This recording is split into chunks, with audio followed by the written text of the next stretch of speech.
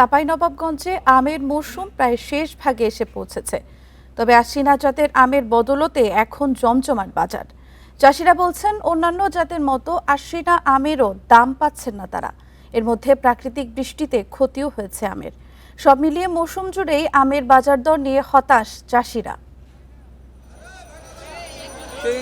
মৌসুমের শেষ ভাগে এসেও জমজমাট চাঁপাইনবাবগঞ্জের কাঁসার আমের বাজার। এখনো প্রতিদিন হাজার হাজার মন আম কেনাবেচা হচ্ছে এই বাজারে।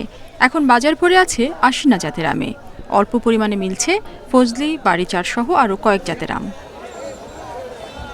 চাষিরা বলছেন এবার পুরো মৌসুমেই আমের কাঙ্ক্ষিত দাম মেলেনি। এর মধ্যে কয়েকদিনের বৃষ্টিতে আমের বেশ ক্ষতিও হয়েছে।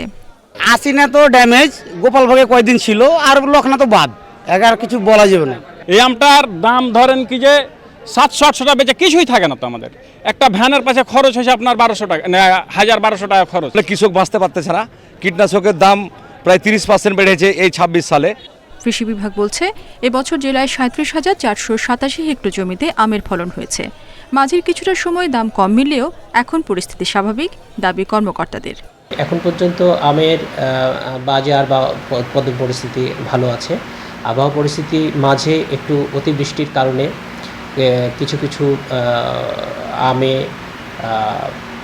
বিবর্ণ রং ধারণ করায় কৃষকরা ন্যায্য মূল্যটা পাচ্ছিল না। এবছর জেলায় আম উৎপাদনের লক্ষ্যমাত্রা 4,58,000 মেট্রিক টন। এর মধ্যেই বাগানের 60% আম বাজারজাত করেছেন চাষিরা। Independent news.